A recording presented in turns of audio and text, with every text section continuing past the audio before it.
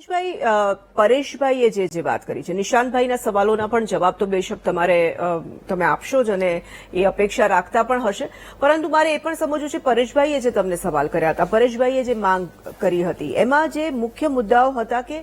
એક તો જાહેરાત કરી છે, જે રજૂઆત એ લોકો તરફથી કરવામાં આવી હતી તે ધ્યાને લેવામાં નથી આવી, એને વધુ સરળ કરવાની જરૂર છે, પારદર્શી કરવાની જરૂર છે. વેદનાને તમે સમજો છો, પરંતુ એ લોકો કન્વિન્સ નથી થયા, એ કન્વિન્સ કરવાની જરૂર છે, એમ લાગે છે આપને? ચોક્કસ. આજે સહાયની જાહેરાત કરવામાં આવી, સાથે સાથે એ પણ જાહેરાત કરવામાં આવી કે એ કોઈ પણ ઓથેન્ટિક વ્યક્તિ કોણ, સહાય આપવી બરોબર છે, પણ ઓથેન્ટિક વ્યક્તિ કોણ તેના માટેના પુરાવાની પણ એક પરિપત્ર કરવામાં આવ્યો અને એની સામે વેપારી મહામંડળે રજૂઆત કરી, ત્યાંના સ્થાનિક લોકોએ પણ રજૂઆત કરી, ત્યાંના નાગરિકોએ પણ રજૂઆત કરી અને સરકાર આજે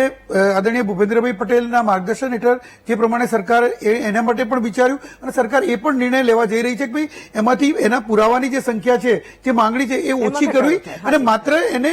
એક શું કહેવાય એને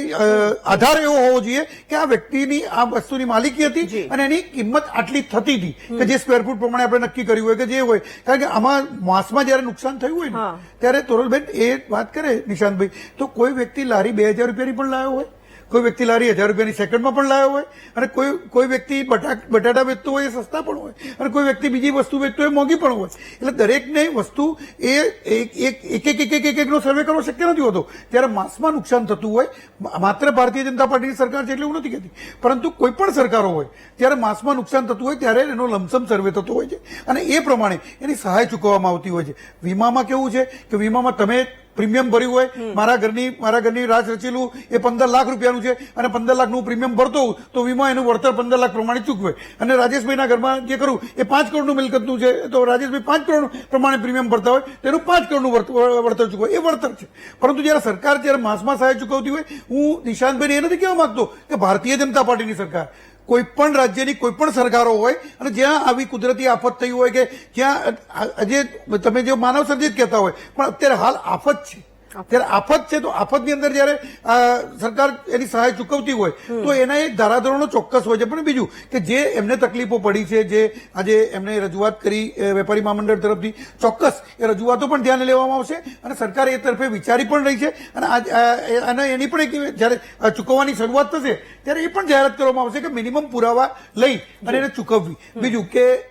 એના માટેના જે માત્ર મામલતદાર સર્વે કરે એ નથી હોતું, ડિઝાસ્ટરની ટીમ હોય છે સેન્ટ્રલ ગવર્મેન્ટની અને ગુજરાત સરકારની એની ટીમ હોય છે જેની અંદર આઈએસ કક્ષાના ઓફિસરો પણ હોય છે અને ટેકનિકલ જાણકારો પણ હોય છે. જ્યારે ખેડૂતોની અંદર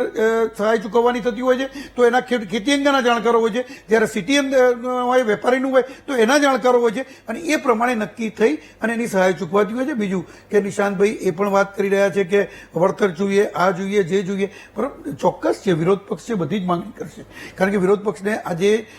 આ એમની જોડે અત્યારે બહાનું છે પ્રજાના વહાલા થવાનું, કારણ કે પરંતુ એ છે કે એમને કેમ એમની સાથે પ્રજા નથી આવતી એ એમણે વિચારવાનું. જ્યારે કોંગ્રેસના કાર્યકર્તાઓ જ ખેસ પહેરી અને જયારે આ જનાક્રોશ રેલી કરતા હોય, એક પણ પ્રજાનો જે સામાન્ય પ્રજા એની અંદર દેખાતી ન હોય પૂરપીડિતમાંની, ત્યારે કોંગ્રેસના જ કાર્યકર્તાઓ ખેસ પહેરી ન્યાયયાત્રા કરતા હોય અને એક પણ એમાં કોઈ